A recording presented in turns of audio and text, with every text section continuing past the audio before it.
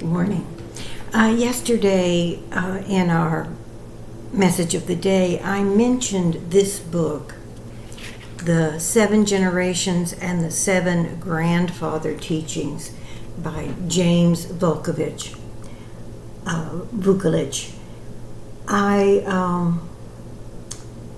You can see it's a very small book.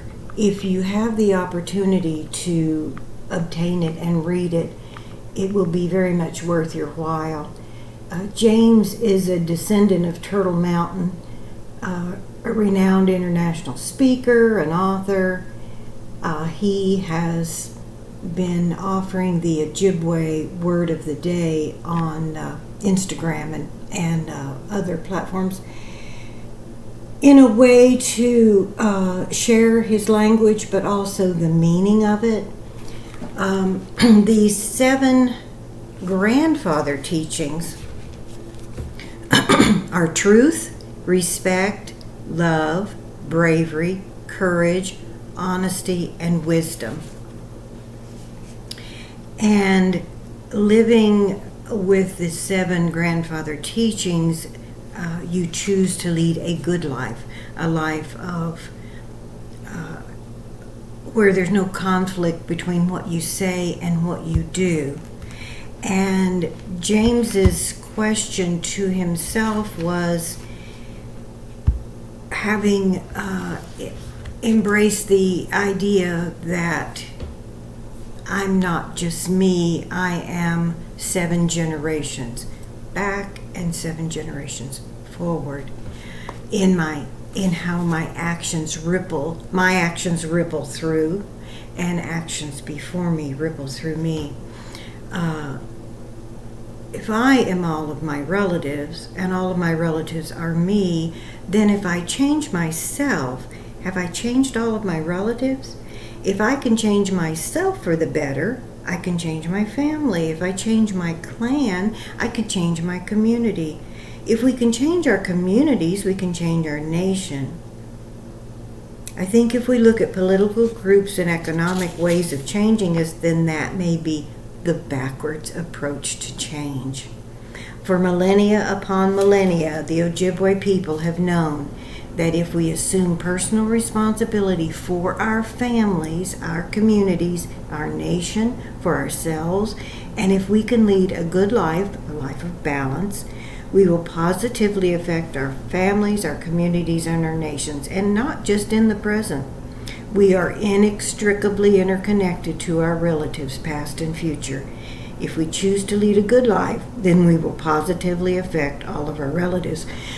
For any of you who are interested in quantum physics, the scientific world has stumbled into proving the knowledge of the sages, which has been shared through thousands and thousands of years, that the all is one, the one is all.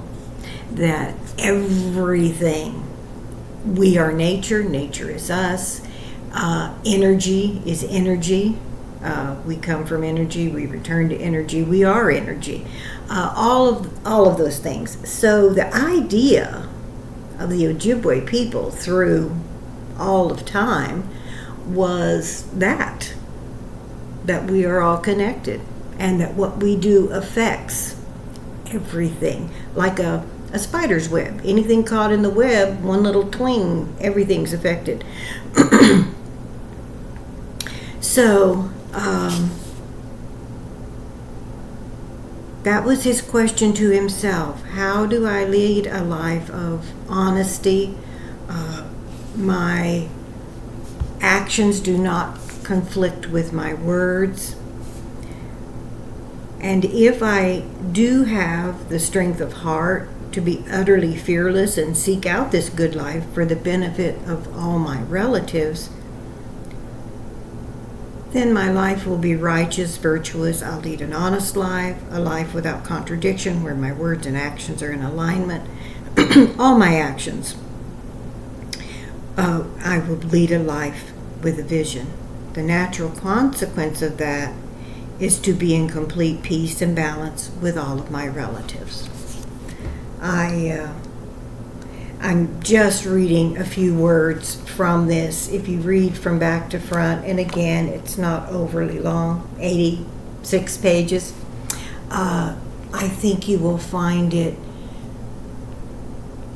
heart expanding, deepen your knowledge regardless of what paths you've studied, which many of us have studied many paths, but finding the thread that flows through all of the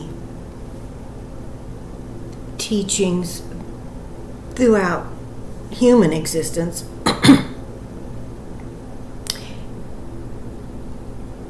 I think just kind of opens your mind and opens your heart and lets you know that there's not just one way, that all people have always known our connection to each other and the universe.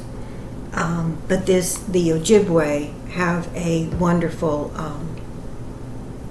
teaching, and I think you would enjoy it. So I just wanted to introduce that for those who are interested. Help yourselves. You can always just read about it online if you'd like, but reading the book I think you'd really appreciate. I'm going to end this particular posting, and I'll do the word of the day for today, and I hope you have a wonderful day.